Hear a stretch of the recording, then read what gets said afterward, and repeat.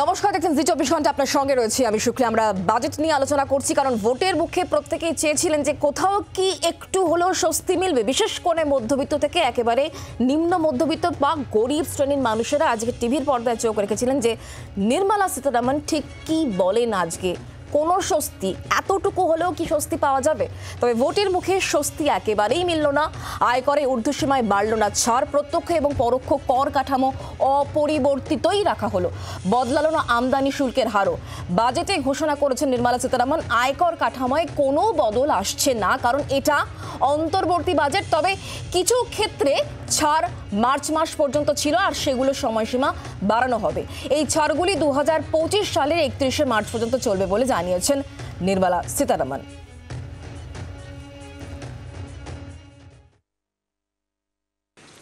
As for tax proposals, in keeping with the convention, I do not propose to make any changes relating to taxation and propose to retain the same tax rates for direct and indirect taxes, including import duties. সীতারামনের বক্তব্য শুনলেন শশী থারুর। তার বক্তব্য শোনাবো, কারণ যখন এটা বলা হচ্ছে অর্থমন্ত্রীর তরফ থেকে তখন বিরোধীরা কে কি বলছেন পরপর করে অবশ্যই শোনাবো। তবে তার আগে শুনুন যে শশী থারুর তিনি ঠিকই বলছেন।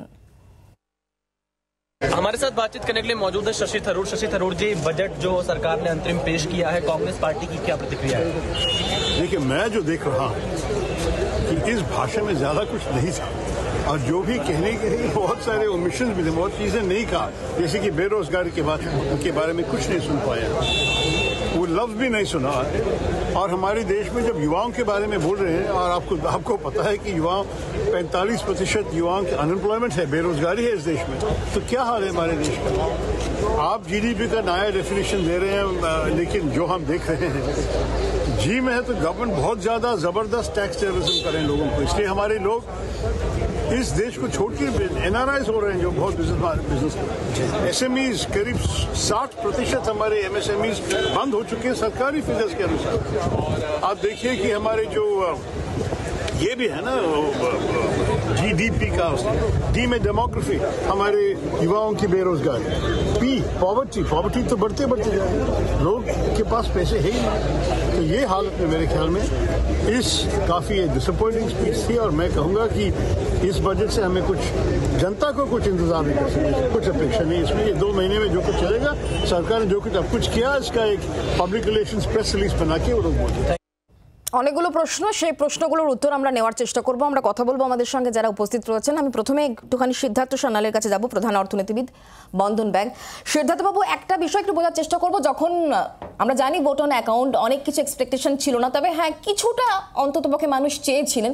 সেই জায়গা থেকে যখন বিরোধীরা বলছেন যে এই যে চড়া বেকারত্ব, এটা একটা বড় সমস্যা, যুব সমাজের কাছে কাজ নেই, টাকা নেই, মানি রোল হচ্ছে না, আর সেই জায়গায় যখন শশী থারুর এই প্রশ্নগুলো করছেন, কিভাবে দেখছেন? আর এই বাজেটটা কাদের দিকে ঝুঁকে বলে আপনি মনে করছেন? দেখুন, এটা দুভাবে দেখা যেতে পারে। একটা জিনিস হচ্ছে যে এক অর্থে কথাটা ঠিক যে এরকম নয় যে আমি এসে বলতে পারবো যে এই জায়গায় আমি এত এমপ্লয়মেন্ট জেনারেট করব over the course of the next 1 বছর কি 2 বছর, এরকম কোনো কমেন্ট, এরকম কোনো স্টেটমেন্ট, এরকম কোনো কমিটমেন্ট পাওয়া খুব ডিফিকাল্ট। বাট আমি পজিটিভভাবে যদি দেখতে চাই, গ্লাস হাফ ফুল হিসেবে যদি দেখতে চাই, তাহলে যেটা দেখতে পাচ্ছি দুটো সেগমেন্টে খুব স্ট্রং ফোকাস আছে। একটা হচ্ছে ইনফ্রাস্ট্রাকচার, একটা হচ্ছে housing at the lower end of the pyramid. এই দুটো জায়গার গুরুত্বপূর্ণ জিনিস যেটা, এই দুটোর খুব স্ট্রং অর্থনীতির ভাষায় যাকে বলে ফরওয়ার্ড অ্যান্ড ব্যাকওয়ার্ড লিঙ্কেজ, এই জিনিসগুলো খুব স্ট্রং। তো ইনডাইরেক্টলি, যদিও ডাইরেক্টলি আমি কোনো কমিটমেন্ট দেখতে পাচ্ছি না, ইনডাইরেক্টলি এটা কিন্তু কিছু employment generation over a period of time করতে পারে। প্রশ্ন এখানে হয়ে যায় এই ফান্ডিংটা কোথা থেকে আসবে, কতটা গভর্নমেন্টের পকেট থেকে আসবে। গভর্নমেন্ট এখন অবধি ফান্ড অ্যালোকেট করেছে, আমাদের দেখতে হবে over the course of the year government সেই ফান্ড অ্যালোকেশন এবং সেই স্পেন্ডিংয়ের স্টিক করে থাকে কিনা। এবং তার জন্য সবথেকে বড় ইম্পর্টেন্ট জিনিস যেটা, যে অর্থনীতিতে সেই গ্রোথটা আছে কিনা, তাহলেই কিন্তু গভর্নমেন্টের হাতে সেই ট্যাক্সের টাকাটা আসবে, তবেই তার কাছে কিন্তু স্পেন্ডিংয়ের টাকাটা আসবে। যে অঙ্কটা আজকের দিনে দেওয়া হয়েছে, এই অঙ্কটাই যদি বছরের শেষ অবধি ইনট্যাক্ট থাকে, তাহলে আমি যথেষ্ট পজিটিভ থাকবো। কিন্তু আমাদের দেখতে হবে সেই জিনিসটা থাকে কিনা। একদমই সেদিকে আমাদের নজর থাকবে। আমি অনির্বাণদার কাছে যাবো। অনির্বাণদা আমাদের সঙ্গে রয়েছেন, অনির্বাণ দত্ত, অর্থনীতি বিশেষজ্ঞ। অনির্বাণদা, আপনি কিভাবে দেখছেন এই বাজেটটাকে? কারণ একটা দীর্ঘমেয়াদী একটা প্রসেস, যে প্রসেসের মধ্যে দিয়ে আমরা আছি, চাইলেই সবকিছু পাওয়া যায় না, এগুলো আমরা প্রত্যেকেই জানি ভারতবাসী হিসাবে। কিন্তু যা আমরা আশা করেছিলাম তার ন্যূনতম কি আম জনতা পেল? না দেখো, এই যে বাজেটটা হয়েছে এটা যদিও অন্তর্বর্তী বাজেট, কিন্তু এর সঙ্গে সঙ্গে আপনি দেখবেন যখন নির্মলা সীতারামনজি যখন বক্তৃতাটা দিলেন এবং যখন বললেন যে আয়করের ছাড় দেবেন না, তখন বললেন যে ইন কনভেনশন উইথ, এই কথাটা উনি বলেছেন। তার মানে হচ্ছে প্রচলিত ভাষায় যে আয়করের ছাড় হয় সেই ছাড়টা এবার উনি দিচ্ছেন না। 2 নম্বর কথা হচ্ছে এই সবকা সাথ সবকা বিকাশের যে স্টেটমেন্ট, এটা আজকে উনি বলেছেন, এটা এত স্টেক হোল্ডার্স আছে ইন্ডিয়াতে, এই 138 কোটি জনগণের মধ্যে প্রত্যেকেরই কিছু মানে চাওয়া পাওয়া থাকে, প্রত্যাশা থাকে, এবং সেটাকে কিন্তু এই কেন্দ্রীয় সরকার, কোনো কেন্দ্রীয় সরকারের ক্ষেত্রে সেই মানে এটা একটা বড় চ্যালেঞ্জ এবং সবাইকে খুশি করাটা সম্ভব নয়। 3 নম্বর হচ্ছে আমার ভাতৃপ্রথম বন্ধু সুমন যেটা বলছিল যে সুমন অর্থনীতি বোঝে না কিন্তু বাজেটটা বোঝে, কারণ ও পুজো টুজো করে তো জানে বাজেট মানে কি শুধু প্ল্যানিং, পরিকল্পনা। এবং সিদ্ধার্থ দা যেটা বলছিলেন যে প্ল্যানিং মানে এটা কিন্তু 1 বছরের পরিকল্পনা, এবং 1 বছরের পরিকল্পনা যদি হয় তাহলে গত বছরও পরিকল্পনা হয়েছিল, গত বছরের বাজেট, সেই গত বছরের বাজেটের অ্যাকশন টেকেন রিপোর্টটা আপনি কেউ জানি না কত বরাদ্দ হয়েছে এবং সেই বরাদ্দের এগেন্স্টে কত টাকা খরচা হয়েছে। আজকের দিনে এই যে আমরা কথাগুলো বলছি না, আপনার টিভির পর্দায় যারা চোখ রেখেছেন, এই জিডিপি কত আমাদের ভারতবর্ষের এই ফিসকাল ডেফিসিটটা 5.1% হবে, এইগুলো আমরা বলি, যেগুলো আমরা মানে বইতে পড়ি, এগুলো কাগজের পাতায় পড়ি, এগুলো বিভিন্ন সময় চেঞ্জ হতে থাকে। এই যে রেটিং দেওয়া হয় ভারতবর্ষের জিডিপি প্রজেকশন দেওয়া হয়, এই প্রজেকশনগুলো চেঞ্জ হতে থাকে। আমরা সাধারণ মানুষ যারা, প্রান্তিক মানুষ যারা, আমরা যারা মাইক্রো লেভেলে আছি, আমরা যারা বেনিফিশিয়ারি ইকোনমিক সিস্টেমটার, তারা কি চায়? তারা চায় যে জিনিসপত্রের দাম যাতে লাগাম ছাড়া বৃদ্ধি না পায়। তার জন্য সরকারের পরিকল্পনা কি? সরকারের পরিকল্পনা কি? উনি ব্যাংকে প্রতিনিধিত্ব করছেন, জানেন যে ব্যাংকে রেপো রেট বাড়িয়ে দেওয়া হয়েছে, রেপো রেট বাড়িয়ে মূল্য বৃদ্ধিকে নিয়ন্ত্রণ করার চেষ্টা, ক্লাসিক্যাল পদ্ধতি, সেটা কিন্তু এখনও আমরা সুফল পাইনি। আবার সেটা কিন্তু বেড়ে গিয়ে প্রায় 6%-এর কাছাকাছি চলে গেছে, 5.69% হচ্ছে সিপিআই। আমরা জানি না রেপো রেট কবে কমবে। রেপো রেট না কমলে ব্যাংকে যারা, উনি বলছিলেন হাউজিং সেক্টরে যারা ওনার ব্যাংকে লোন নিতে যান, তাদের গৃহঋণের সুদটা কবে কমবে কেউ জানে না। অ্যাফোর্ডেবল, প্রধানমন্ত্রী আবাস যোজনা দিয়ে বাড়িঘর বানানো হবে, আরও 2 কোটি নতুন বাড়ি হবে, খুব সাধুবাদযোগ্য প্রচেষ্টা। কিন্তু তার সঙ্গে সঙ্গে আরেকটা জিনিস ছিল অ্যাফোর্ডেবল হাউজিং। এই অ্যাফোর্ডেবল হাউজিংয়ে যারা লোয়ার সেগমেন্টে, যারা ব্যাংকের কাছ থেকে টাকা নিয়ে বাড়ি কিনবার স্বপ্ন দেখতেন, তাদেরকে আমরা কতটা আপলিফমেন্ট করতে পারছি। আরেকটা কথা আমি বলছি যে দীর্ঘমেয়াদী পরিকল্পনা 2047 সাল অবধি নেওয়া হয়েছে। আমরাও চাই জগৎসভায় ভারত আবার শ্রেষ্ঠ আসন নিক, কিন্তু আগামী 1 বছর 2 বছরের মধ্যে আমাদের তাৎক্ষণিক সুবিধাটা, যেটা বাজেটের মানে মেন উদ্দেশ্য, যে আগামী 1 বছরের পরিকল্পনা, সেক্ষেত্রে কত টাকা খরচা হবে। দেখুন, রেলের মধ্যে একটা মানে পরিকাঠামোর খরচার কথা বলা হয়েছে, এবং সেই টাকাটা যদি সত্যি সত্যি খরচা হয়, দেখুন কোথায় খরচা করতে হবে। আপনি যত বন্দে ভারত বানাবেন, কিন্তু আপনি রেলপথ যদি না বাড়ান, আপনার রাস্তা যদি একটাই থাকে আর সেখানে যদি সব লোক গাড়ি কেনে, তাহলে রাস্তায় জ্যাম হবে। আপনি বলছেন বন্দে ভারত, দাদা বলছিলেন যে বন্দে ভারতের স্পিড অনেক বেশি, বন্দে ভারতে কারা যাচ্ছেন, কিছু লোক উৎসাহিত হয়ে যাচ্ছেন, কিছু লোক প্লেনে যাওয়ার ছিল টিকিট পাচ্ছেন না তারা যাচ্ছেন, আর কিছু লোকে যারা কিন্তু সত্যি সত্যি সময় বাঁচানোর জন্য যাচ্ছেন। আপনি রেলের টাইম টেবিল দেখে নিন, আমি আপনাকে ওপেনলি বলছি, আপনি কয়েকটা ট্রেনের নাম করে দেখে নিন, দুরন্ত এক্সপ্রেস আছে, শতাব্দী এক্সপ্রেস আছে, রাজধানী এক্সপ্রেস আছে, এবং বন্দে ভারত এক্সপ্রেসও আছে।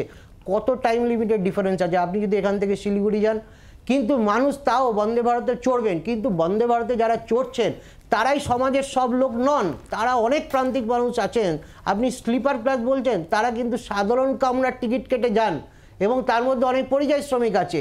এই পরিযায়ী শ্রমিকরা যারা কিন্তু সাধারণ টিকিট কেটে সাধারণ কামরায় যান, তাদের ক্ষেত্রে কিন্তু ট্রেনের টাইমটা ঠিক করা উচিত, নির্দিষ্ট সময়ে সুরক্ষার সাথে, যাতে কোনো অ্যাক্সিডেন্ট না হয়, তারা যাতে নির্দিষ্ট জায়গাতে পৌঁছতে পারে। পার্ট বাই পার্ট অনেকগুলো ভাবার জায়গা রয়েছে, সেইগুলো কোথাও গিয়ে কিন্তু মিসিং। আমি আসবো অনির্বাণ দা আপনার কাছে, আবারও আসবো। সৈকত সিনহা রায় আমাদের সঙ্গে রয়েছেন, অর্থনীতিবিদ। আমি সৈকত দা আপনার কাছ থেকে একটু বোঝার চেষ্টা করব, আমরা সাধারণ মানুষ এত বেশি কিছু বুঝি না। সাধারণ মানুষ এই মুহূর্তে টিভির পর্দায় যারা চোখ রেখেছেন, তারা জানতে চাইছেন তাহলে ভারতের এই মুহূর্তে বেসিক সমস্যাগুলো কি, কি করা যেতে পারতো, আর যা করা হয়েছে তাতে কি সুবিধা হবে আম জনতার? আমাদের কিছুদিন আগেই জানুয়ারি মাসের শুরুর দিকেই একটা ইকোনমিক রিভিউ বেরিয়েছে। এবার তো ইকোনমিক সার্ভে বার করতে পারেনি সরকার, কারণ ইলেকশন ইয়ারে করেন না। জানুয়ারি মাসের যে ইকোনমিক রিভিউ, তাতে সেটা যদি আপনারা দেখেন, সেখানে কিন্তু ভারতবর্ষের সমস্যার কথা খুব বেশি কিছু বলা হয়নি। সেখানে আপনার বলা হয়েছে যে ইকোনমিক রিভিউতে ইনফ্লেশন রেট কম হবে, আর আনএমপ্লয়মেন্টের কথা বলা হয়নি, ইনফ্লেশনের কথা তেমন বলা হয়নি। এবং এই দুটো প্রবলেম এখন ভারতবর্ষে, এবং economic inequality, income inequality, wealth inequality, এই তিনটে সমস্যার কথা একদম টাচ আপই করা হয়নি সেই ইকোনমিক রিভিউতে। এবং একদম আমি সেই জায়গায় অবশ্যই আপনার কাছ থেকে জানবো, তবে তার আগে জেপি নাড্ডা এই মুহূর্তে কি বলছেন সরাসরি শোনাবো। मध्य वर्ग, महिला से लेकर सभी वर्गों को और उसकी रूपरेखा रखी है, जो भारतीय अर्थव्यवस्था सही रास्ते और उज्जवल भविष्य की ओर बढ़ रही है। मैं पुनः इस लोक कल्याणकारी बजट के लिए आदरणीय प्रधानमंत्री श्री नरेंद्र मोदी जी, वित्त मंत्री निर्मला सीतारमण जी और उनकी पूरी टीम को कोटि कोटि साधुवाद देता हूँ। জেপি নাড্ডার বক্তব্য আপনারা শুনছিলেন। সৈকতবাবু, আপনাকে থামিয়েছিলাম, বলুন। এই বাজেটে 4 ধরনের লোকের কথা বলা হয়েছে, ধরুন যুবক, কৃষক, মহিলা এবং গরিব। কিন্তু আপনি যদি একটু মাথা চিন্তা করে দেখেন, এই 4টের মধ্যে কিন্তু একটা ওভারল্যাপ রয়েছে। কারণ মহিলারা গরিব হতে পারেন, মহিলারা কৃষক হতে পারেন, মহিলারা যুবক হতে পারেন। এই ওভারল্যাপটা কতটা অংশ, এবং আপনি বলে দিচ্ছেন যে এদের প্রত্যেকেরই বরাদ্দ বাড়া হচ্ছে, এই বরাদ্দটা যে ওভারল্যাপ করে যেতে পারে, সেটা কিন্তু ওই ওভারল্যাপের জায়গাটা কিন্তু আক্ষরিক অর্থে এফেক্টিভলি মহিলাদের জন্য কতটা বাড়ানো হচ্ছে, যুবকদের জন্য কতটা বাড়াচ্ছে। কারণ মহিলা এবং যুবক সম্প্রদায়ের আনএমপ্লয়মেন্ট, বেরোজগারি সবচেয়ে বেশি। সেইখানে যদি এক্সপেন্ডিচার না হয়, তাহলে কিন্তু এদের বেরোজগারি কমানো যাবে না। এবং কি ধরনের রোজগারি এদের ক্ষেত্রে রয়েছে? মোস্টলি ইনফর্মাল সেক্টরে এবং আনঅর্গানাইজড সেক্টরে। এই ইনফর্মাল আনঅর্গানাইজড এমপ্লয়মেন্টকে কমিয়ে অ্যাটলিস্ট অর্গানাইজড এমপ্লয়মেন্টের দিকে যদি না যাওয়া হয়, তাহলে কিন্তু রেগুলার গেইনফুল এমপ্লয়মেন্ট, যেটা এমপ্লয়মেন্টের পরিভাষায় আমরা বলি রেগুলার গেইনফুল এমপ্লয়মেন্ট, তার দিকে কিন্তু আমরা যেতে পারবো না। বিকশিত ভারত যদি হতে হয়, তাহলে প্রত্যেকটা মানুষের গেইনফুল এমপ্লয়মেন্ট প্রয়োজন, রেগুলার গেইনফুল এমপ্লয়মেন্ট। সেই দিকে কিন্তু 2047-এর কথা বলছি, বিকশিত ভারতের কথা বলছি, 100 বছরের মাথায়, স্বাধীনতার 100 বছর, কিন্তু সেখানে গেইনফুল এমপ্লয়মেন্টের কথা বলছি না। কেন? আমাদের এবার গ্রোথের যে ট্রিকল ডাউন এফেক্ট, কাদের হাতে গিয়ে টাকাটা পৌঁছচ্ছে? উচ্চবর্গের উচ্চ বিত্ত মানুষের হাতে গিয়ে পৌঁছেছে। এবং আপনি দেখবেন রিসেন্টলি একজন পরিসংখ্যানটা দিলেন, কতজন বিপিএল এর নিচে চলে গেছেন। এই যে অর্থনৈতিক সেই জায়গা থেকে রাজনৈতিক মহলের বক্তব্য কি, বিভিন্ন দলের প্রতিনিধিরা এই মুহূর্তে আমাদের সঙ্গে রয়েছেন। আমি বিজেপির বক্তব্য অবশ্যই নেব, তবে তার আগে একটা বিরতির সময় হয়েছে, বিরতি নিচ্ছি, বিরতির পর এক্ষুনি ফিরে আসছি, কোথাও যাবেন না, সঙ্গে থাকুন।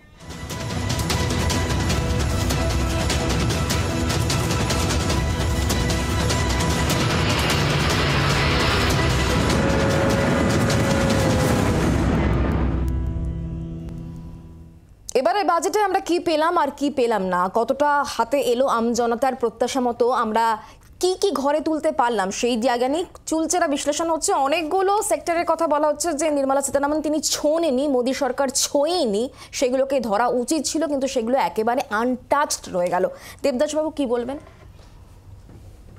ওনারা যে প্রশ্ন তুলেছেন, মনে হচ্ছে বাজেটটা, এটা তো একটা রোড ম্যাপ, অন্তর্বর্তীকালীন বাজেটটা গোটাটা ওনারা পড়েননি। ওনারা হাইলাইটস করেছেন। আগে যে অতীতে আমরা বাজেট দেখেছি, বাজেটের সময় আমাদের দুটোই ব্যাপার থাকতো, ইনকাম ট্যাক্সের ছাড় কতটা, আর আমাদের লাইন দিয়ে একটা রেলগাড়ি বাজেটে এসেছে কিনা। তো এখন কিছু পেল না, এত জিনিস এর মধ্যে ঢোকানো হয়েছে, সেখানে আর কিছু না দেখতে পেয়ে খালি কর কাঠামোটাই দেখছে। মানুষকে ছাড় দিতে দিতে ভারতবর্ষের জনগণের আজকে দেয়ালে পিঠ ঠেকে গেছে।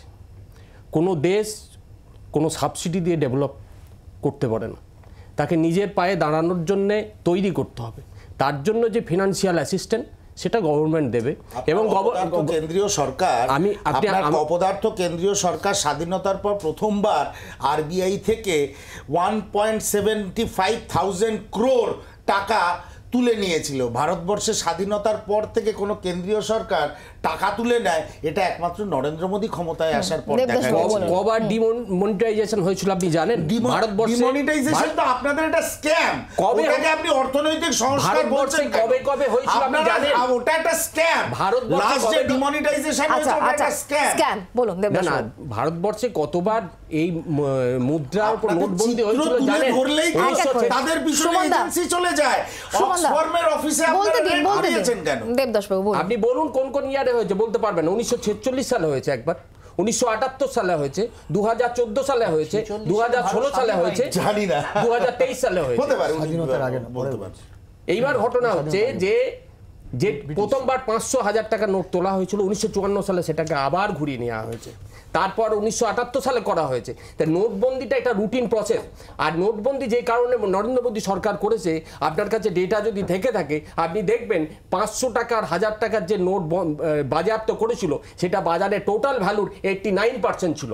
এই ডেটা আপনারা এত মিথ্যা কথা আপনারা বলেন কি করে? সবই মিথ্যা কথা। আচ্ছা, ডিমনিটাইজেশন পাস্ট, ডিমনিটাইজেশন পাস্ট সেটা পাস্ট। আমি আসবো কৃষানুদা। আমি একটা জিনিস অদ্ভুত উনি কথা বললেন, এর আগে উনি একটা জিনিস মিথ্যাচার করলেন যে স্বাধীনতার পর থেকে কংগ্রেসকে উনি দোষারোপ করলেন। হ্যাঁ, নিশ্চয়ই কংগ্রেসের অনেক ভুলভ্রান্তি ছিল, কিন্তু উনারা কি করলেন? যদি শুধুমাত্র ইউপিএ 1 আর ইউপিএ 2 সরকারের যে জিডিপি বৃদ্ধির হারটা যদি বজায় থাকতো, তাহলে আজকের দিনে ভারত বিশ্বের তৃতীয় বৃহত্তম ইকোনমি অলরেডি হয়ে গিয়েছিল। উনারা সেটা করতে ব্যর্থ হয়েছেন, তার জন্য আমরা এখনো 5ম স্থানে দাঁড়িয়ে আছি, যেটা আমরা 1947 সালেও ছিলাম। এবার উনি বললেন ডিমনিটাইজেশন এতদিন ভারতবর্ষে যেটা হচ্ছিল, যেই অঙ্কের নোটে ডিমনিটাইজেশন হতো সেটা সাকুল্যে 10, 15 বা 20% টোটাল সার্কুলেটেড নোটের থাকতো। এই প্রথমবার ডিমনিটাইজেশন হয়েছে যেটা প্রায় 90% যে নোট ভ্যালু, যে কারেন্সি ট্রানজ্যাক্ট হয় তাকে ডিমনিটাইজ করে দিচ্ছে। তার জন্য সাধারণ মানুষের প্রচুর ক্ষয়ক্ষতি হয়েছে, প্রচুর নাভিশ্বাস উঠে গেছে। আমরা দেখেছি বেশ কিছু ছোট এবং মাঝারি শিল্প বন্ধ হয়ে গেছে। তারপরে তার মাথায় জিএসটি। এইগুলোকে এতদিন 10 বছর সরকার চালিয়ে কত মানুষকে পুনরায় বিপিএল থেকে তুলতে পারলেন সেটা ওনারা দেখাতে পারছেন না। আমি তো বললাম 16.5 কোটি মানুষ পুনরায় গরিব হয়েছেন, বিপিএল তালিকার নিচে গেছেন এই 10 বছরের মোদী সরকার। এবং আরেকটা মিথ্যাচার, আমি যুব সমাজের দিকে যদি ফোকাস করি, আমি আসবো সময় খুব সংক্ষিপ্ত। করমন্ডল এক্সপ্রেসে 350 লোক মারা গেল, এই কবচের মিথ্যাচার করেছিলেন। আমি আসবো অনেক প্রশ্ন রয়েছে। শুভজিৎ। না, যুব সমাজের খালি নয়, সামগ্রিকভাবে দেশের সাধারণ মানুষ তারা কি পেল? এখানে বারবার বলা হচ্ছে যে বন্দে ভারতের মতো যুব সমাজের কথা প্রধানমন্ত্রী খানিকক্ষণ আগে উল্লেখ করছিলেন। না, সে তো উনি অনেক কিছু অগ্নিবীরদের কথা বলেছিলেন। আমি বলছি যে শুনুন, এই যে বন্দে ভারতের কথা বলছেন না, আমি বলছি যে দেখুন, যারা সাধারণ প্রান্তিক অংশের মানুষ তারা কি বন্দে ভারত অ্যাফোর্ড করতে পারে? এই এয়ারপোর্ট বাড়ানোর কথা বলছেন, এয়ারপোর্টে উঠতে প্লেনের ভাড়া কত? একজনের হয়তো মাসের আয় দিয়ে একবার প্লেনে উঠতে পারবে, সেই টাকা তাহলে কিভাবে পাবে? আসলে লোকাল ট্রেন বা মেমু ট্রেন বা এক্সপ্রেসে কম দামের টিকিট, জেনারেল টিকিট, অর্থাৎ সবাই তো স্লিপার ক্লাস ট্রাভেল করতে পারে না। বেশিরভাগ অংশের মানুষ জেনারেল টিকিট কেটে ওই বগির মধ্যে শুয়ে বাথরুমের সামনে শুয়ে যায়। আমরা এই চিত্র দেখি প্রতিদিন, যে কিভাবে পরিযায়ী শ্রমিকরা আসে, সাধারণ যুব যারা পরীক্ষা দিতে যায় তাদের জন্য কি করতে পারলো? ছাত্রছাত্রীদের জন্য কি রেলে কনসেশনের ব্যবস্থা করা হলো? যারা নাকি ধরো চাকরি পরীক্ষা দিতে যাবে, এই ফর্মের দাম কি কমলো? এই বিষয় কি উঠলো না? আসলে এটা সামগ্রিকভাবে বড় লোকদের বাজেট। বারবার বলার চেষ্টা করছি না, মানে আমি যেটা শুরুতে জিজ্ঞাসা করছিলাম কাদের দিকে ঝুঁকে, তাহলে এটা কি একেবারে উচ্চবিত্তদের জন্যই করা হয়েছে তাদের কথা ভেবে? আমি আসবো এই বিষয় নিয়ে আলোচনা থাকবো। অবশ্যই একটা বিরতির আবার সময় হয়েছে, বিরতি নিচ্ছি, বিরতির পর ফিরে আসছি, সঙ্গে থাকুন।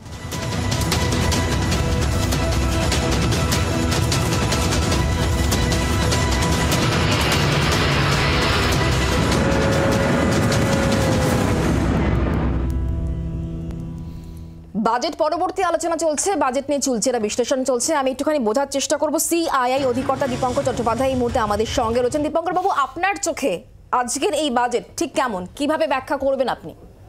আমার চোখে আজকের এটা বাজেট নয়। বাজেট মানে কি, সরকারের টোটাল আয় কি, টোটাল ব্যয় কি, ট্যাক্সের কি প্রপোজাল, সেইগুলো বিশদভাবে বলা হয়। আজকে অর্থমন্ত্রী যেটা করেছেন সেটা হচ্ছে পলিসি স্টেটমেন্ট। উনি প্রথমে বোঝালেন যে আমাদের গভর্নমেন্টের পলিসি যা যা হয়েছিল সেগুলো কী ছিল, স্কিমগুলো কী ছিল, সেটা কত সাকসেসফুল হয়েছে। তারপরে উনি দেখালেন যে সেই পলিসি অপরিবর্তিত থাকবে। তার মানে যখন এই অঙ্কের কথাটা উঠছে 2,78,000 বরাদ্দ বা কিছু, সেটা যে 1 বছরের বরাদ্দ না 2 বছরের বরাদ্দ সেটা কিছু বোঝা যাচ্ছে না। সুতরাং বাজেট আলোচনা তো আজকে হয়নি, আজকে ইকোনমি ওপর একটা আলোচনা হয়েছে এবং তার থেকে 3টে জিনিস দেখা যাচ্ছে। 1, গভর্নমেন্ট পলিসিতে কোনো চেঞ্জ নেই। 2, সোশ্যাল ওয়েলফেয়ার স্কিমও থাকবে কিন্তু খানিকটা পরিকাঠামোর ওপরে খরচার দিকে ঝোঁক হয়েছে। 3, যেটা আয় ব্যয়ের মধ্যে ঘাটতি, সেই ঘাটতিটা পার্সেন্টেজ অফ জিডিপি হিসেবে কমাবে। এইটা আমার মতে সবচেয়ে পজিটিভ স্টেপ। যদি ওটা কমাতে পারে তাহলে কি হবে, মার্কেটে একটা সিগন্যাল যাবে যে গভর্নমেন্ট ইরেসপন্সিবল খরচা করছে না, ইনভেস্টমেন্ট, প্রাইভেট ইনভেস্টমেন্ট আসতে পারে। আজকে দেশের সবচেয়ে বড় অসুবিধা হচ্ছে প্রাইভেট ইনভেস্টমেন্টটা কমে গেছে, গভর্নমেন্টের খরচায় চলছে। এইভাবে তো সাস্টেনেবল নয়, লং টার্ম জিডিপি গ্রোথ হতে পারে না। সেই জন্য প্রাইভেট ইনভেস্টমেন্টকে এনকারেজ করার জন্যে যে কী হবে সেটা পরিষ্কার বোঝা গেল না। শুধু এই বোঝা গেল যে গভর্নমেন্ট হয়তো একটু ব্যাকসিট নিতে পারে। আজকের বাজেটে এর বেশি কিছু টেক অ্যাওয়ে আমাদের নেই। আর অনেক কিছু ভবিষ্যতের কথা শুনলাম, ভবিষ্যতে কি হবে, সে তো ভালো কথা, খুব ভালো।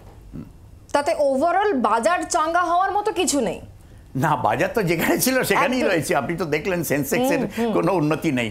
সুতরাং দেখুন, বাজার ওই সেন্সেক্সটা খুব একটা ইরেশনাল ইন্ডেক্স। আমাকে দেখতে হবে যে private capital investment as percentage of GDP উঠছে কি উঠছে না।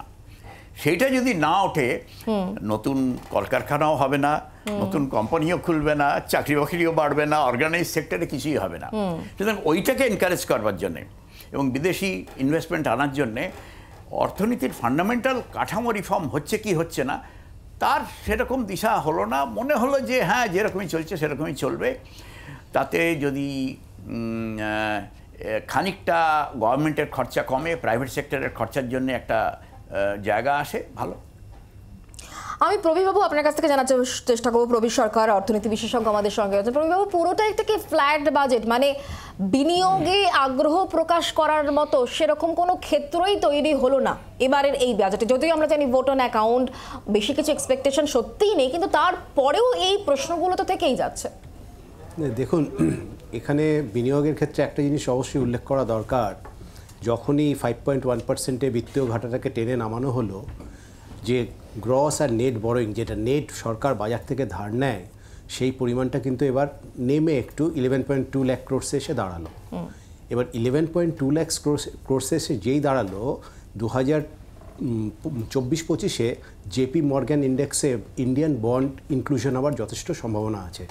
সেক্ষেত্রে 20 থেকে 25 বিলিয়ন ইউএস ডলার আমাদের দেশে আসার একটা সম্ভাবনা হলো। এবং এই যে বাজার থেকে ধার নেওয়ার যে পরিমাণটা, এটা যেটা কমে গেল, এটা কিন্তু বন্ড মার্কেটের ক্ষেত্রে একটা কিন্তু সদর্থক ব্যাপার। As far as equity is concern, আমরা জানি মার্কেট লাইফ টাইম হাইয়ের কাছাকাছি চলছে, ইকোনমি 7%-এ গ্রো করছে, specially mid cap sector last 6 মান্থসে 60% ইন্ডেক্সে রিটার্ন এসছে। So it's all good as per the market is concern. কিন্তু বাজার ছেড়ে যদি আপনি একটু অন্যদিকে তাকান, আমাদের যে আনএমপ্লয়মেন্ট রেট যে জায়গায় দাঁড়িয়ে রয়েছে বা ম্যাসিভ ইন্ডাস্ট্রিয়ালাইজেশন, আমি ব্যক্তিগতভাবে আশা করেছিলাম এবারকার যে ট্যাক্স কালেকশন সেটা কিন্তু ডিসেম্বর পর্যন্ত যে ডেটা 11.2% বেশি, রাইট? জিএসটি উত্তরোত্তর বৃদ্ধি পাচ্ছে, প্লাস আমাদের যে ইন্ডিভিজুয়াল ট্যাক্স সেটাও কিন্তু বেড়েছে, 2.4 কোটি এক্সট্রা ফাইলিং। সুতরাং সেক্ষেত্রে আমি একটা জিনিস আশা করেছিলাম যে আমাদের মধ্যবিত্তদের জন্য সরকার স্পেশালি 2-3টে ক্ষেত্রে, যেরকম আমাদের এইচটিসিতে 1.5 লক্ষ টাকা পর্যন্ত আমরা লিমিট পাই। এবার একটা লোক যদি পিপিএফে 1.5 লাখ টাকা রেখে দিল, তার কিন্তু ওই কোটা শেষ হয়ে গেল। কিন্তু হাউস লোনের যে প্রিন্সিপাল অ্যামাউন্ট, সেইটা কিন্তু সে আর ছাড়টা পেল না, কারণ 1.5 লাখের কোটা শেষ। সো এইচটিসির যে পরিমাণটা, এক্সামশন লিমিটটা, ওইটা আমি ভেবেছিলাম একটু বাড়ানো হবে, মধ্যবিত্তরা তাহলে একটু এক্সট্রা বাঁচবে ট্যাক্সটা।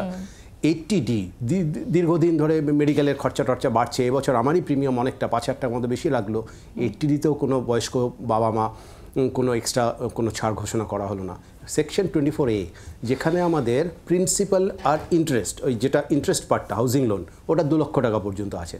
তো এফোর্ডেবল হাউজিং এবং অন্যান্য হাউজিংকে যদি আপলিফ্ট করতে হয়, আমি ভেবেছিলাম ওই লিমিটটাও বাড়ানো হবে, সেটাও কিছু হলো না। এবং দীর্ঘদিন ধরে আমরা ভেবে আসছি পেট্রোলিয়াম প্রোডাক্টটাকে জিএসটির আন্ডারে আনা হবে।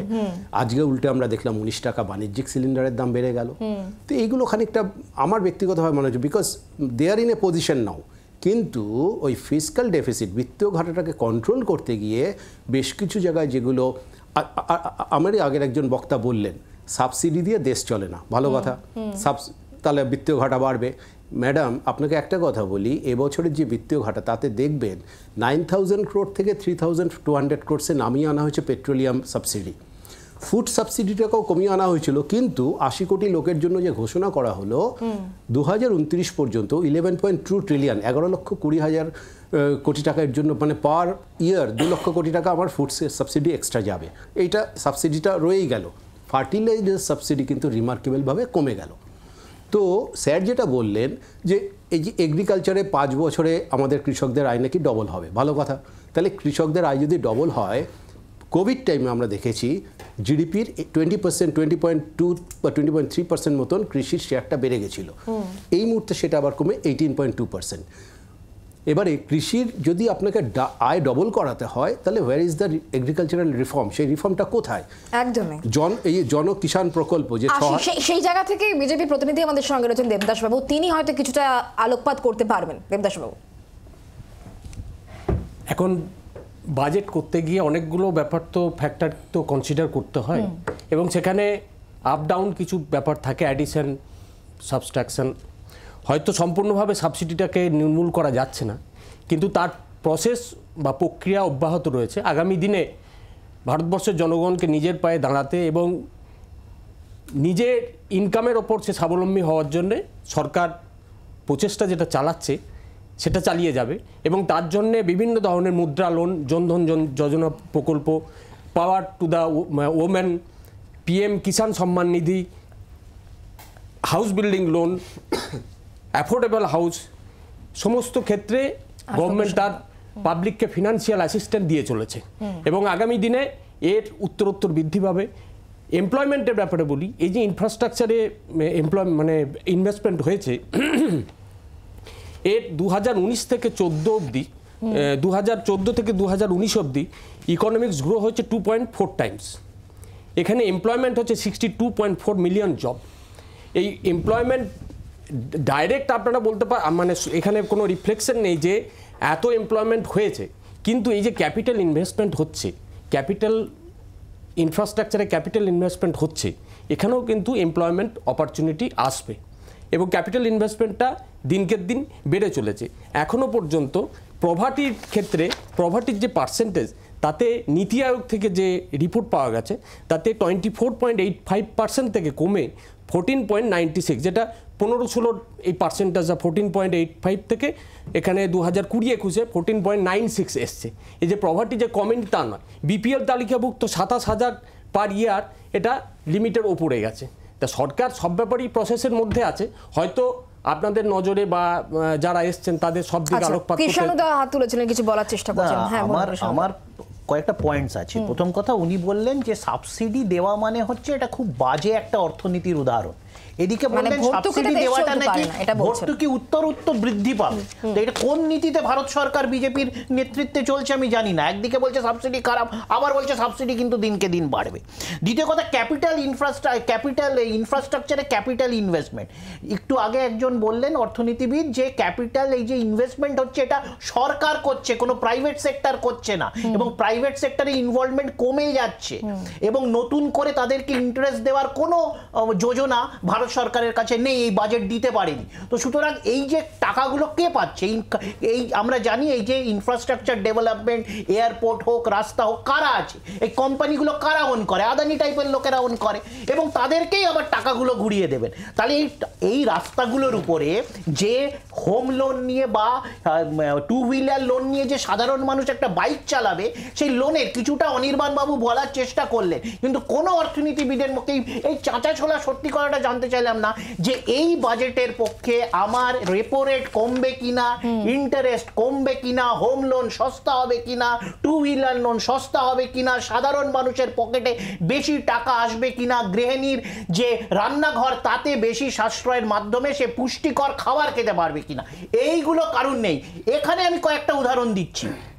পশ্চিমবাংলা একটা সীমিত ক্ষমতাতে, যেখানে হেলথ বাজেট ভারত সরকারের 85,000 কোটি টাকা, পশ্চিমবঙ্গ সরকারের একটা অঙ্গরাজ্য হয়ে সেখানে 17,500 কোটি টাকা পশ্চিমবঙ্গ সরকারের হেলথ বাজেট। এই যে বলছে কি লাখপতি দিদি না লাখপতি মহিলাদের কথা বলা হচ্ছে, আমাদের রাজ্যতে 5 লক্ষের বেশি সেলফ হেল্প গ্রুপ, মহিলা চালিত সেলফ হেল্প গ্রুপ চলে, যেখানে যদি 50 জন করে এক একটা সেলফ হেল্প গ্রুপে ধরা যায় তাহলে 2.5 থেকে 3 কোটি মহিলা এর সাথে যুক্ত আছে। ভারত সরকার সেখানে তারা লক্ষ্যমাত্রা রাখছে আগামী দিনে 2 কোটি।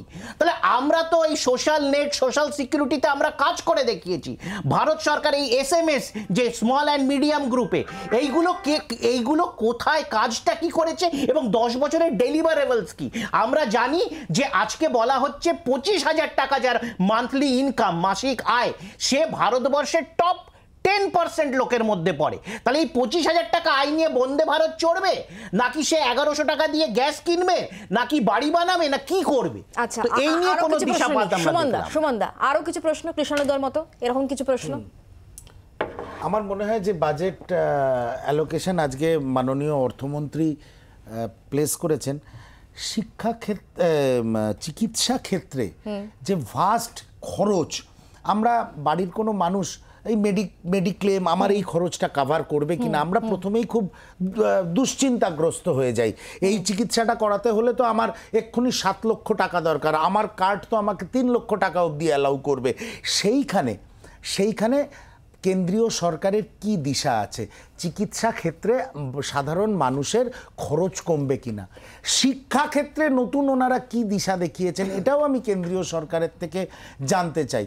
একটু আগে বন্ধু কৃষাণু বলছিল হোম লোনের কথা, সত্যি তো এখন একটা নতুন ছেলে যে পড়াশুনো করে, মা বাবা অনেক কষ্ট করে, অনেক খুব হাম্বল ব্যাকগ্রাউন্ডের মা বাবাকেও দেখি ছেলেকে লেখাপড়া শিখিয়ে সে একটা ভালো IT কোম্পানিতে সেক্টর 5-এ চাকরি করতে যাচ্ছে। তার মনে একটা স্বপ্ন জাগে যে আমি আমার কেরিয়ারের বিগিনিং থেকেই নিজের মাথার ছাদটা নিজে করব। সেই সব আমি তো মনে করি সেই জেনারেশন যদি হোম লোনের জন্য অ্যাপ্লাই করে, অবশ্যই এটা আমার অ্যাডভাইস বা এটা আমার আবেদন কেন্দ্রীয় সরকারের কাছে, সেই সেক্টর যদি হোম লোনের জন্য অ্যাপ্লাই করে, সেই এজ গ্রুপের প্রফেশনালরা যদি হোম লোনের জন্য অ্যাপ্লাই করে, স্পেশাল একটা ইনসেন্টিভ কেন্দ্রীয় সরকারের দেওয়া উচিত। এই ধরনের শিক্ষা, চিকিৎসা, home loan, two wheeler loan, auto loan থেকে শুরু করে এতেও কিন্তু যুবকদের এমপাওয়ার করা হয়। জায়গায় ভারতবর্ষের দিশা কি, ভারতের অর্থমন্ত্রী তিনি কি দিশা দেখাতে পারলেন? আমি সুমনদা আসবো, অবশ্যই একটা বিরতির সময় হয়েছে, বিরতি নিচ্ছি, বিরতির পর ফিরে আসছি। অবশ্যই এই প্রশ্নগুলোর উত্তর নেব। বিজেপি প্রতিনিধি আমাদের সঙ্গে রয়েছেন। বিরতির পর সরাসরি নজর রাখুন জি 24 ঘন্টায়।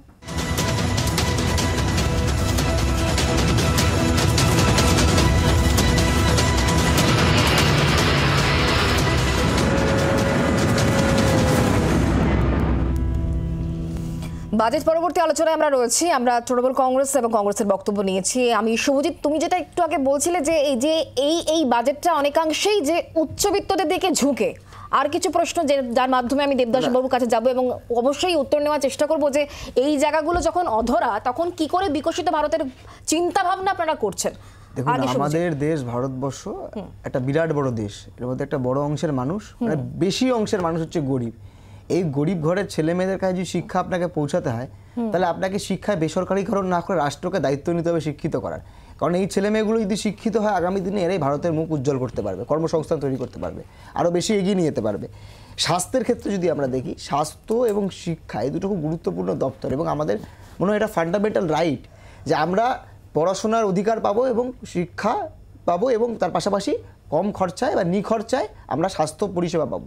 কিন্তু যেই বাজেট পেশ করা হয়েছে বা সরকারের যে সামগ্রিক নোশান, এই নোশানে কোনো কোথাও বলা হচ্ছে না যে বেসিক যে আমাদের দায়িত্ব বা যে রাইটগুলো অধিকারগুলো আছে সেই অধিকারগুলো আমাদের সুনিশ্চিত হবে। তাহলে এটা কিসের ভাবে সাধারণ মানুষের বাজেট হতে পারে?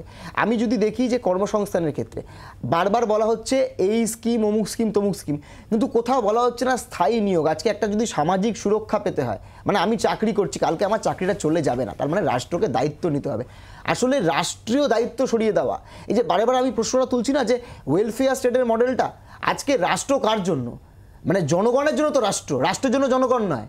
মানে জনগণের যদি ভালো না করতে পারি তাহলে রাষ্ট্র ক্ষমতায় থাকার কোনো মানে হয় না বলে আমার অন্তত মনে হয়, বা আমাদের রাজনৈতিক অভিমুখ এটাই। এই বাজেটের কোনো আঙ্গিকে মনে হচ্ছে না যে জনগণের উন্নতির স্বার্থে, জনগণের উন্নতির জন্য বা দেশকে এগিয়ে নেওয়ার জন্য এই বাজেটটা তৈরি করা হয়েছে। দেবদাস, এতগুলো পয়েন্ট বা বাজেটের গরিব মধ্যবিত্ত সকল ভারতবর্ষের জন্য এতগুলো প্রকল্প চালু করা বা পলিসি সুনির্দিষ্ট করার পরও যদি কেউ দেখতে না পান, তাদের উদ্দেশ্যে একটাই বার্তা যে আগামী দিনে শুধুমাত্র রাজনৈতিক নেতা ব্যক্তিরাই যে কথা বলছেন এমনটা নয়, আমি বলি অর্থনৈতিক, আমি বলি আপনাকে যে আমি যে কাজটা করছি সেটা সবার যে ভালো লাগবে তা নয়, কিন্তু আমার কাজটার মধ্যে কোনো অসততা নেই। এবং এই গরিব যারা অর্থনীতিটা বোঝেন না, বুঝতেই পারে তারা যে ভুল বলছে সেটা বলছি না, কিন্তু আমি যেটা করেছি আমি সেটা ভারতবর্ষের জনগণের সাধারণের কথা ভেবে, সর্বস্তরের মানুষের কথা ভেবে এই বাজেট ভারতীয় জনতা পার্টি উপস্থাপন করেছেন। এবং সেখানে প্রত্যেকটি শ্রেণীকে ছোঁয়া গেছে। সেখানে ক্যাপিটাল এক্সপেন্ডিচার বলুন, কৃষকের প্রতি বলুন, সাধারণ মহিলাদের প্রতি বলুন, সবটাই করে গেছে। কিন্তু ঘটনা হচ্ছে ভারতের রাজনীতিতে সংখ্যালঘু এবং গরিব এমন একটি প্রশ্ন দান করি দেয় সবসময়। আমরা এই দুটি জায়গাকে এমনভাবে ভারতবর্ষের উন্নতির শিখরে নিয়ে যাব যে এ ব্যাপারে আর কেউ প্রশ্ন তুলতে পারবে না। এবং সব থেকে বড় ব্যাপার, আমি বলি কৃষকের আয় ডবল করার কথা 2022 সালের কথা ছিল, আজকে 2024-এ আপনারা কি ডবল করতে পেরেছেন? আমরা টার্গেট নিয়েছি। গত 10 বছর 12 বছরে পশ্চিমবঙ্গ সরকার 3 গুণ বাড়িয়েছে আমরা চেষ্টা করছি। আমি বলছি না, আপনারা 22-এর লক্ষ্যমাত্রাতে ফেল করলেন কেন? সেই ইকোনমিক পলিসিতে আপনি কিন্তু চালিয়ে যাচ্ছেন। যেই ইকোনমিক পলিসিতে আপনি 22-এ 2022 অবধি কৃষকের আয় ডবল করাতে ফেল করেছেন, সেই পলিসিটাই আপনি চালিয়ে যাচ্ছেন। এই বাজেটটাই তো ফেল। আজকে foreign exchange reserve 2019 billion US dollar থেকে 564 বিলিয়ন ইউএস ডলার হয়েছে। এই সব গালভরা কথা বলে লাভ নেই। একটা ডলার, এক ডলারে কত ভারতীয় মুদ্রা এখন পাওয়া যাচ্ছে? ভারতবর্ষের জনসংখ্যা কমানোর জন্য 48 বা 50 ছিল, তারপর 64 হলো 15 থেকে। 15 সালে 64 ছিল। তাহলে কি করে মূল্য বৃদ্ধি? আমি একটু ছোট্ট করে অনির্বাণের কাছে যাব। সুমন দাস, অনির্বাণ, একটা বিষয় যেটা দেবদাসবাবু বলছেন, প্রত্যেকটা সেক্টরকেই কিন্তু ছোঁয়া গিয়েছে এই বাজেটে, এটাই পরিষ্কার হয়েছে, উনি সেটা দাবি করছেন। আপনি ঠিক কিভাবে দেখছেন? মানে সত্যিই কি প্রত্যেকটা সেক্টরকে ছোঁয়া সম্ভব হয়েছে? প্রথম কথা হচ্ছে ছোঁয়া সম্ভবই নয়, ঠিক আছে। 2 নম্বর হচ্ছে যে এটা জনকল্যাণমূলক রাষ্ট্র, এটা নিয়ে কোনো কনফিউশন নেই। ওয়েলফেয়ার স্টেট, সেখানে সাবসিডি থাকবে, সাবসিডি আছে। 138 কোটির দেশে আপনি 80 কোটি লোককে যদি প্রধানমন্ত্রী গরিব কল্যাণ অন্ন যোজনায় আপনি ফ্রি রেশনিং সিস্টেমের মধ্যে আনেন, তাহলে তো সাবসিডি আছে। এবং সাবসিডি নিয়ে সরকারও নিশ্চয়ই মানে অগ্রাধিকার দিচ্ছে, সেই জন্যই সাবসিডি আছে। সাবসিডি থাকাটা অন্যায় নয়। গরিব মানুষ হয়তো ডাইরেক্ট ট্যাক্স দিচ্ছেন না, কিন্তু গরিব মানুষ কিন্তু ইনডাইরেক্ট ট্যাক্সটা দিচ্ছেন। বাজারে তিনি যে জিনিসটাই কিনছেন সেটাতেই জিএসটি আছে, তার মানে হচ্ছে ইনডাইরেক্টলি ওটাতেও উনি ট্যাক্স দিচ্ছেন। আরেকটা কথা হচ্ছে, আজকে আমি বা আপনি যে টাকা রোজগার করি, যে টাকা রোজগার করে বাজারে জিনিস কিনছি, আপনার বাড়িতে যে গৃহ পরিচারক আছে বা গৃহ পরিচারিকা আছে, যে মার্জিনালাইজ সেকশনকে বিলং করছে, রিপ্রেজেন্ট করছে, তিনি ওই বাজারে গিয়ে ওই জিনিসেই ওই টাকাতেই জিনিসটা কিনছেন। এটা হচ্ছে ভারতবর্ষের অর্থনীতি। আরেকটা কথা হচ্ছে, এই ভারতবর্ষের অর্থনীতিটা মিশ্র অর্থনীতির দেশ। দীপঙ্কর স্যার যেটা বলছিলেন সেটা একদম কারেক্ট কথা, যে প্রাইভেট ইনভেস্টমেন্টটা হচ্ছে না। কেন হচ্ছে না? প্রাইভেট ইনভেস্টমেন্ট কারা করেন? তারা তাদের পুঁজির সুরক্ষা চান। আমি জাস্ট একটা কথা বলে শেষ করি। একটা কথা, পুরো বাজেটে অনেক আলোচনা হলো, আমি সবকিছু নেগেটিভ পজিটিভ ছেড়েও বলছি একটা খুব ভাইটাল ইনফরমেশন, তুমি বাজেট স্পিচটা আরেকবার শুনে নিও, যেখানে মাননীয় অর্থমন্ত্রী স্পেসিফিক্যালি বলেছেন যে আগামী দিনে ইস্টার্ন ইন্ডিয়া স্টেটসগুলো তারা কিন্তু ড্রাইভিং সিটে থাকবে এবং ইকোনমিকে যাতে তারা আরও ত্বরান্বিত করতে পারে, তার জন্য কিন্তু একটা স্পেসিফিক্যালি ইস্টার্ন ইন্ডিয়া স্টেটের কথা বলেছেন। আমরা পশ্চিমবঙ্গে থাকি, ভারতবর্ষের পূর্ব মানে দেশীয় পূর্ব দিকে অবস্থিত রাজ্যগুলোর মধ্যে আমি বলবো এটা আশার সঞ্চার করছে যে আগামী দিনে আরও কি পরিকল্পনা থাকবে যাতে ভারতবর্ষের পশ্চিমবঙ্গ হোক বা বিহার হোক বা ঝাড়খণ্ড হোক, ঠিক আছে, উড়িষ্যা হোক, সেই রাষ্ট্রগুলো যাতে আগামী দিনে ভারতবর্ষের আচ্ছা দেখা যাক সেই বিষয়ে আমরা অবশ্যই পরবর্তী সময়ে আলোচনা স্কোপ থাকবে। দীপঙ্কর বাবু, যেহেতু সময় খুব সংক্ষিপ্ত, একটা জিনিস বোঝার আমরা চেষ্টা করছি, যেহেতু দেবদাসবাবু বারবার করে বলছিলেন যে যা ব্যবস্থা চেষ্টা করা হচ্ছে, এই যে চেষ্টার মধ্যে কোথাও একটা মনে হচ্ছে যে কোথাও একটা বাধ্যবাধকতা রয়েছে। কি বাধ্যবাধকতা থাকতে পারে যে কারণে এবারের এই বাজেট নিয়ে প্রত্যেকেই খুব হতাশ? দেখুন, বেসিক্যালি সরকারের হাতে টাকা নেই, ট্যাক্স কালেকশন বাড়ছে কিন্তু খরচার লিস্টটাও খুব বাড়ছে। এবং ডেফিসিট মানে কি, আমরা ডেফিসিট 5.8 থেকে 5.1 বাড়িয়েছি, সেটা ইনক্রিজ জিডিপির ওপরে। ডেফিসিট মানে কি, যে আমাদের রোজগারের থেকে খরচাটা বেশি। এখন যখন গভর্নমেন্টের হাতে খরচা নেই, সেখানে যদি গভর্নমেন্ট বলে যে আমাকেই ক্যাপেক্স করতে হবে, আগে আমরা শুনেছিলাম পাবলিক সেক্টর চলবে না, ওটা ডিসইনভেস্ট করে দাও। এখন উল্টো দিকে যাচ্ছি, আমরা দেখছি গভর্নমেন্টকেই ইনফ্রাস্ট্রাকচারে খরচা করতে হবে। কেন, প্রাইভেট সেক্টর কোথায় গেল? তারা কেন পয়সা লাগাচ্ছে না? আর প্রাইভেট সেক্টর যতদিন না পয়সা লাগাবে, চাকরি কি হবে? হবে না। এই প্রশ্নটা মুখোমুখি আমাদের ফেস করতে হবে যে আমাদের capital expenditure by the private sector কমছে কেন as a percentage of GDP, এবং এর কারণ অনেক গভীরে গিয়ে যেতে হবে। আজকে সময় কম, কিন্তু এটা না বুঝলে হবে না। একদমই আশা করবো আমরা সেই জায়গাগুলো খুঁজে এই সমস্যার সমাধান করা সম্ভব হবে এবং প্রত্যেক ভারতবাসীর মুখে হাসি ফুটবে। আজকের আলোচনা এখানে শেষ করছি। প্রত্যেককে অসংখ্য ধন্যবাদ আমাদের সময় দেওয়ার জন্য। দেখতে থাকুন জি 24 ঘন্টা। বাংলার আওয়াজ, বাঙালির আবেগ, জি 24 ঘন্টা।